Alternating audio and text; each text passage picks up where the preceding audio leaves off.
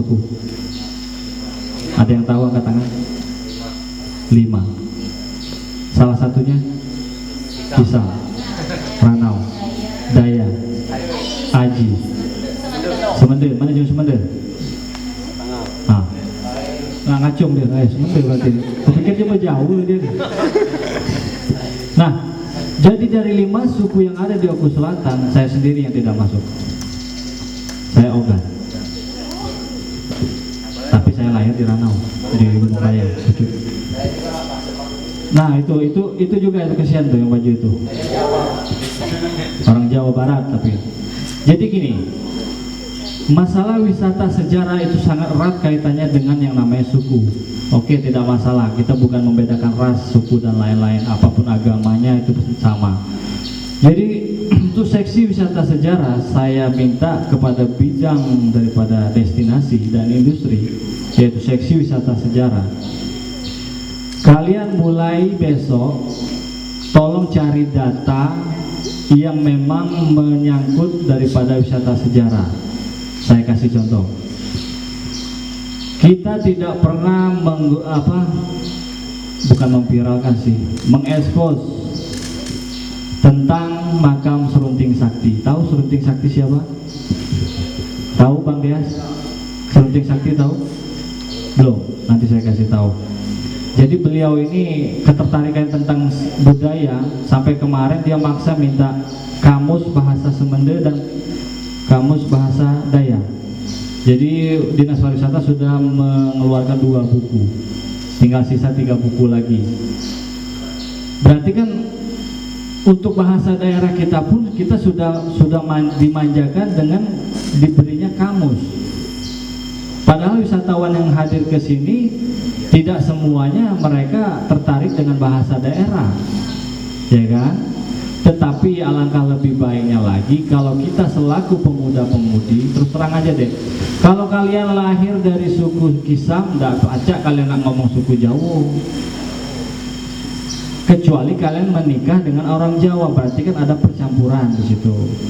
Nah, sekarang kenapa saya harus minta tolong ke wisata sejarah? Masalah makam Serunting Sakti itu sebenarnya sudah menjadi wacana yang lama. Pagar Alam mengaku punya makam Serunting Sakti Sipahit Lidah. Asal usul legenda, namanya legenda itu pun harus ada beberapa versi deh. Ada yang namanya legenda itu yang 80%-nya benar, ada yang tidak. Beberapa versi, namanya cerita rakyat. Nah, jadi untuk wisata sejarah ini silakan kalian adik-adik pun yang baru di sini, nanti kita kumpulkan semua kontak, bantu Kakak Silpan dan kawan-kawan di bidang destinasi untuk mengumpulkan minimal aja ini, minimal. Oh ya Kak, kami di dusun kami itu ada namanya makam keramat si A, tapi secara silsilah kalian tahu, ya, paham?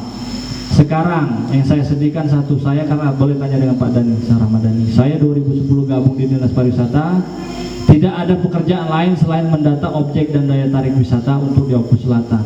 Ternyata banyak sekali yang namanya makam-makam keramat di Oku Selatan yang orang Oku Selatan sendiri pun tidak tahu. Yang bukan saya mau ngetawakan ya. Di situ pernah saya baca ada makam Puyang Rambutan katanya di daerah Haji.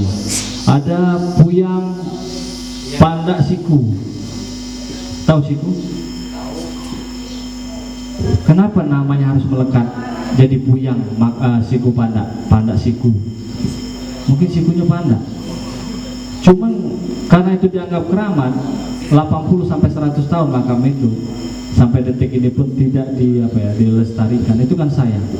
Nah, sekarang tugas kita dari Pesona Oku Selatan inilah untuk mengembangkan, melestarikan, bahkan walaupun kita tidak bisa mempersembahkan, misalkan kita harus mempugar itu yang namanya makam, minimal kita mendapatkan suatu data gambar, sedikit sejarah dan lain-lain. Tidak bisa kita arahkan untuk di pemerintah Oku Selatan kita langsung naikkan ke provinsi. Minimal wisata sejarah untuk Oku Selatan sudah ada di dalam laporan mereka. Paham? Tolong Pak Kabit nanti. Wisata religi, Oku Selatan pantas nggak disebut wisata religi? Jawab dengan jujur. Belum. bukan tidak. Karena apa? Wisata religi. Sekarang yang kalian tahu mungkin di daerah mana? Oh iya, atau apa yang banyak pondok pesantren itu? Oke.